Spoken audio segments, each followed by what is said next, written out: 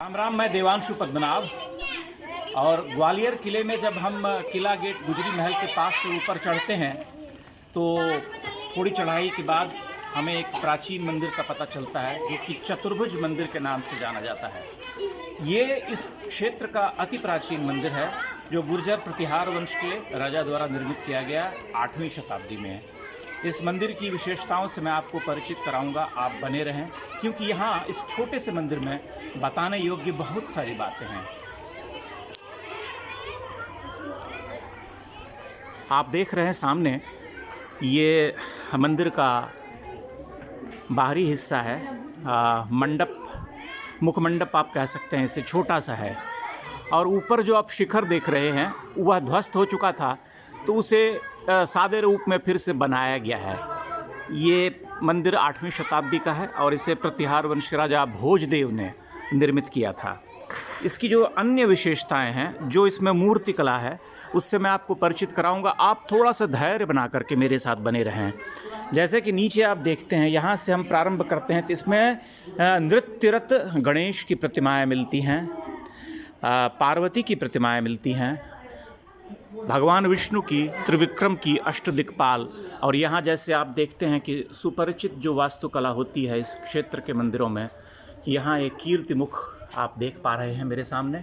उसके नीचे पवित्र घंटियाँ हैं, फिर कलश, ऊपर यह स्तंभ जाता है और ये भारवाहक की प्रतिमा है जो कि खंडित हो गई है, टूट गई है।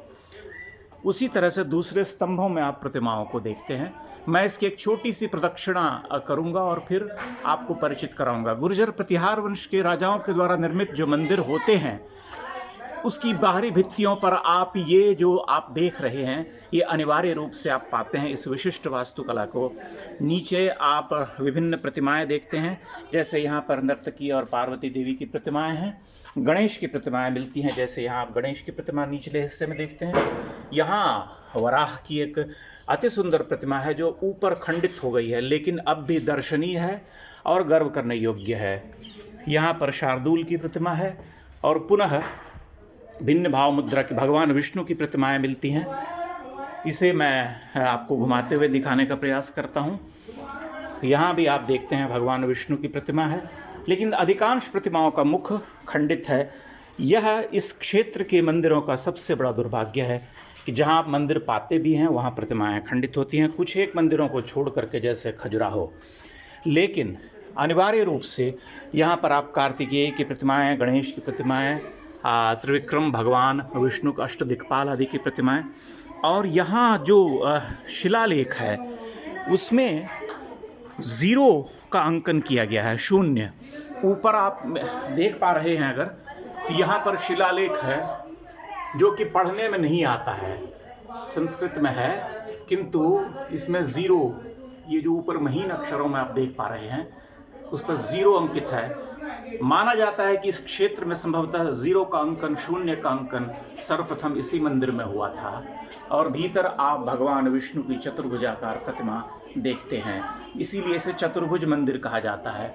इसकी जो ऊपरी जो दीवारें हैं उस पर कृष्ण लीला को चित्रांकित किया गया है और ऊपर एक चिरपरिचित वही कमलदल पूर्ण विकसित जो होता है उसे आप देख पा रहे हैं। छत पर दीवारों पर कृष्ण लीला की प्रतिमाएं हैं। चूँकि इसका अधिकांश हिस्सा ढह चुका है और मूल रूप से इसका शिखर अब बचा नहीं, इसलिए उसकी सुंदरता को दिखा पाना संभव नहीं है। उसे एक आधार दिया गया है, ऊपर एक आमलक है और एक कलशनुमा पत्थर लगाया गया है। लेकिन इससे इसकी पूर्ण शोभा जो है हमारे सामने खुलती नहीं। हम यह नहीं जान पाते कि यह मंदिर कितना दिव्य, कितना विशिष्ट रहा होगा। लेकिन जो कुछ है आप उसे देखते हैं और उस पर गर्व करते हैं। चूँकि यह 8वीं शताब्दी का बना हुआ मंदिर है, इसलिए इस क्षेत्र के अत्यंत ही विशिष्ट और प्राचीन मंदिरों में इसकी गिनती होती है। यहाँ आप भारवाहक की प्रतिमा देखिए। इस प्रतिमा की सुंदरता को देखने के बाद आप अनुभव कर सकते हैं कि सभी भारवाहक कितने सुंदर और कितनी विशिष्टता से उन्हें उत्खनित किया गया होगा। तो मैं मानता हूँ कि ग्वालियर आने वाले लोगों को कम से कम यहाँ पर 3 से 4 दिन बिताने पड़ते हैं और जगह जगह ठहर करके इस क्षेत्र की प्रतिमाओं, मूर्तियों और मंदिरों को देखना पड़ता है, क्योंकि यहाँ पर खजाना है जिसे आप एक दिन में या 2 दिन में नहीं देख सकते।